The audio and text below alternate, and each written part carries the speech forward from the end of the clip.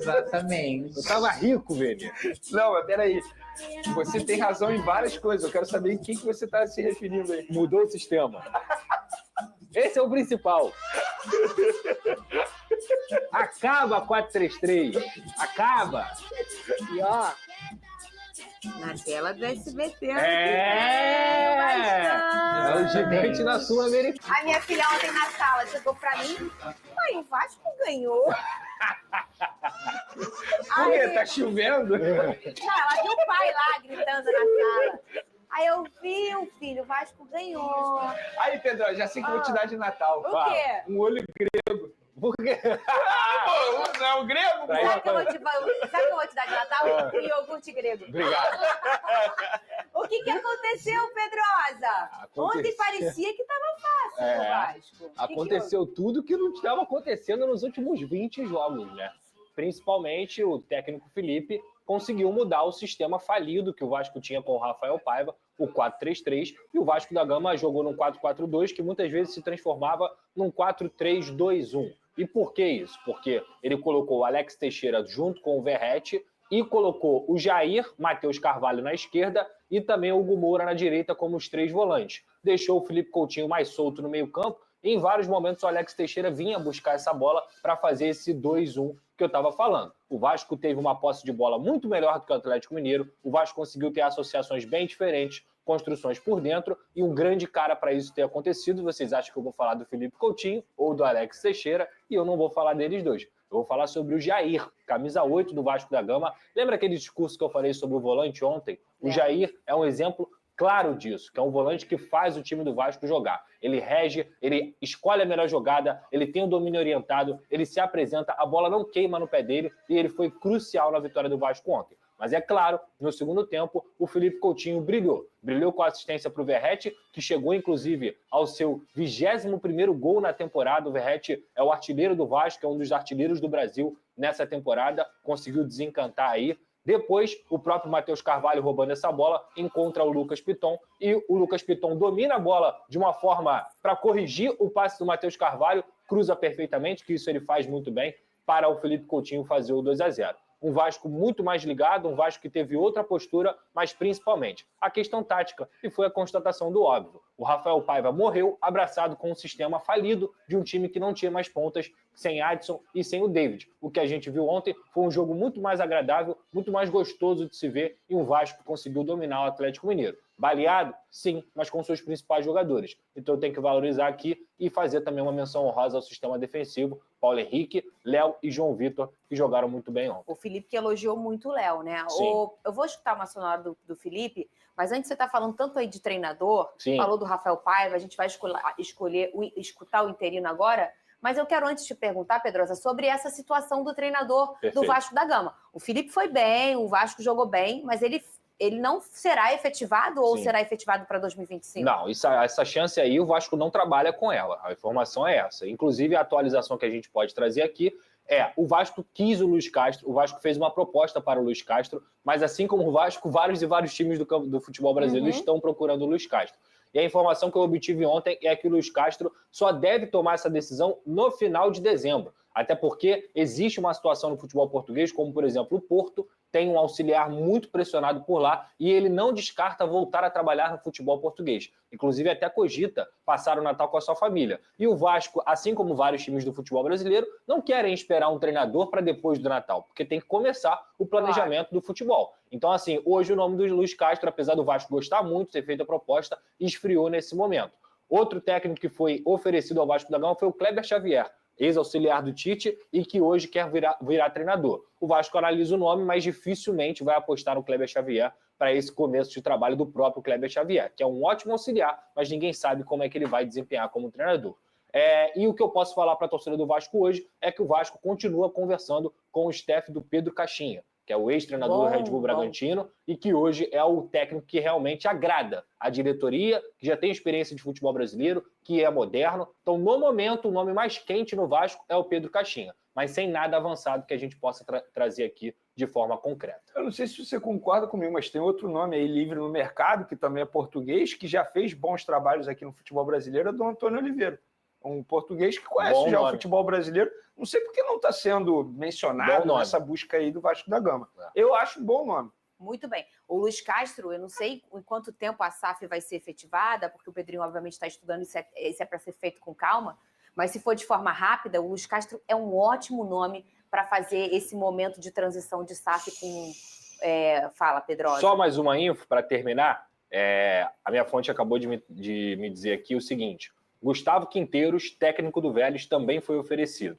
Se ele ganhar no sábado do União Santa Fé, ele já garante, inclusive, o título argentino.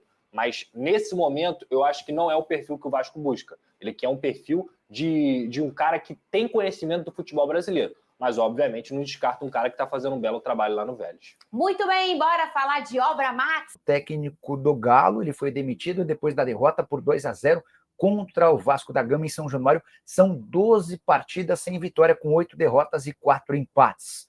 O Milito já havia mostrado para a diretoria do Atlético sua intenção de sair no fim desse ano. Depois de mais um tropeço em que o Galo não jogou nada, a diretoria tomou a decisão de dispensá-lo. Inclusive, o Batalha e o Daverson deixaram o vestiário depois da partida com a confirmação da notícia da dispensa, chorando. Importante contar também que o Atlético já está em busca de um novo treinador, Luiz Castro, o técnico português, que já foi do Botafogo e foi demitido em setembro desse ano pelo Al Nassr. É o plano A, é a bola da vez. As negociações, inclusive, já estão em andamento.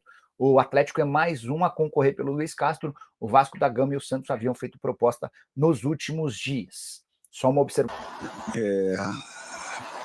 Por um ano muito duro, né, em todos os sentidos, e ter suportado bem, ter sido resiliente para a gente, obviamente, fazer um bom trabalho. Eu queria agradecer muito ao torcedor vascaíno, e eu vou explicar o porquê dos agradecimentos. Muito mesmo pela dedicação com o clube, pelo engajamento com o clube, pela paixão com o clube. A torcida do Vasco é nosso maior patrimônio e em todos os momentos ela nunca deixa o clube de lado. E essa é a grande marca do Vasco, é o seu torcedor, que muitas vezes nos carrega, na maioria das vezes nos carrega. Eu queria agradecer aos jogadores e explicando o porquê desses agradecimentos. Foi um ano onde muitas coisas podem ter passado na cabeça deles, pelo que aconteceu com o clube, onde nós tínhamos um sócio, e esse sócio acaba entrando em falência, e obviamente dependeria muito deles acreditarem no que eu falaria para eles. E como o futebol tem muitas pessoas que não têm credibilidade e usam da mentira, eles tinham o direito, obviamente, de não acreditarem no que eu estava falando. Então, a gente saiu de uma situação muito difícil no início da temporada.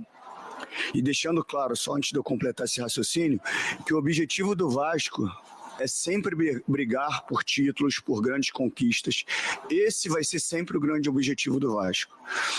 Mas mostrando o cenário desse ano, foi um ano onde um sócio sai,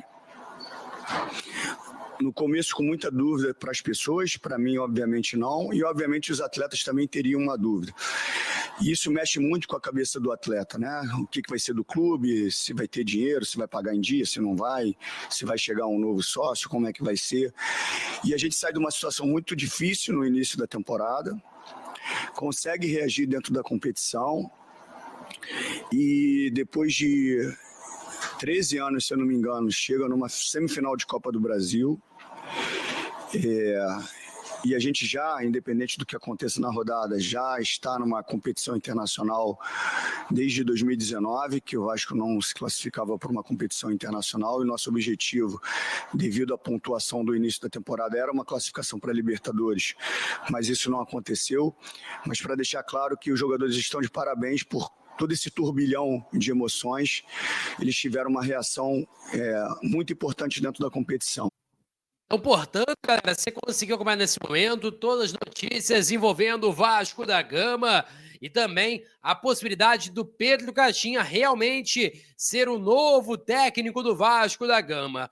E aí, aproveitando aí, falando sobre Pedro Caixinha, ex-Bragantino, tem um nome aí que foi especulado, que a torcida quer muito que ele chegue no Vasco na próxima temporada, jogador que está prestes a cair com a equipe do Red Bull Bragantino, O nome dele é Lucas Evangelista, ele mesmo.